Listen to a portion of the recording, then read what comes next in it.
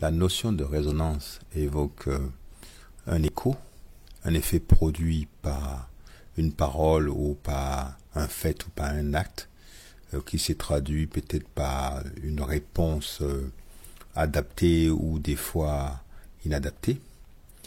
Si on peut voir aujourd'hui ce qui se passe aux États-Unis, ce acte de racisme où un policier a étranglé avec son genou un noir au sol pendant 8 minutes, ce qui donne comme résultat aujourd'hui des manifestations un peu partout aux États-Unis, ce qu'on pourrait trouver normal, mais ça a une résonance aussi en dehors des États-Unis où on voit des manifestations à Londres, des manifestations en France. Donc c'est de comprendre que ce que l'on dit ou un fait peut avoir un écho complètement différent, interprété ou mal interprété chez un individu ou par une population.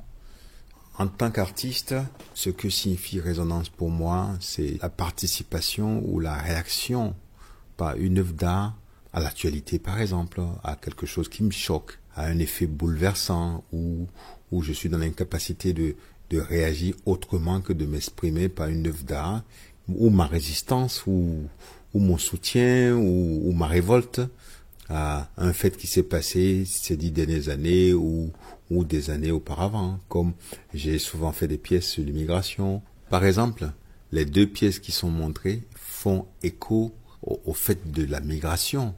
Parce que quand on prend Mouti, qui est une pièce qui est conçue à partir d'une sculpture en bois et des tongs qui sont ramassés au bord des plages. Ces tongs, pour moi, représentent déjà les chaussures des immigrés, parce que les tongs sont faciles à transporter, les tongs ne se noient pas en mer, ça flotte, donc c'est léger pour passer dans le désert et pour aller en mer, c'est pas comme des bottes. Donc, en utilisant ces tongs et en utilisant ces sculptures, j'ai voulu donner ma vision de l'accueil que Angela Merkel a eu à faire aux immigrés au départ, parce que toute l'Europe n'était pas d'accord à ce qu'on accueille les immigrés. Angela Merkel a ouvert ses portes pour accueillir les immigrés, que ce soit des Afghans, que ce soit des Africains. Les humains qui sont dans cette immigration doivent être respectés, doivent être traités comme des humains. Et Angela Merkel l'a fait. Je ne fais que rendre hommage avec cette pièce que j'appelle Mouti. Elle a agi comme une mère, elle a agi comme une humaine. Et ça, c'était très important. C'est comme ça qu'est né Mouti.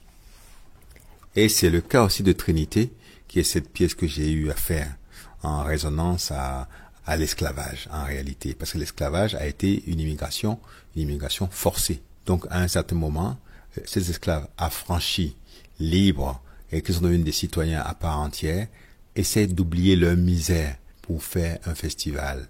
Et chaque festival est différent d'une ville à une autre. Parce que quand on prend le festival de Rio, quand on prend celui de Salvador, quand on prend celui de Trinité, quand on prend celui de Saint-Martin, ils sont tous différents, ils ont tous leurs particularités.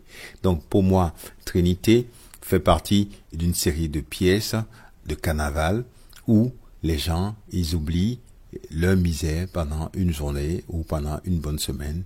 J'ai eu simplement à penser que le carnaval qu'ils ont institué était pour oublier un tant soit peu cette misère-là, pour qu'il y ait une motivation qui leur permette de pouvoir continuer à résister, à vivre.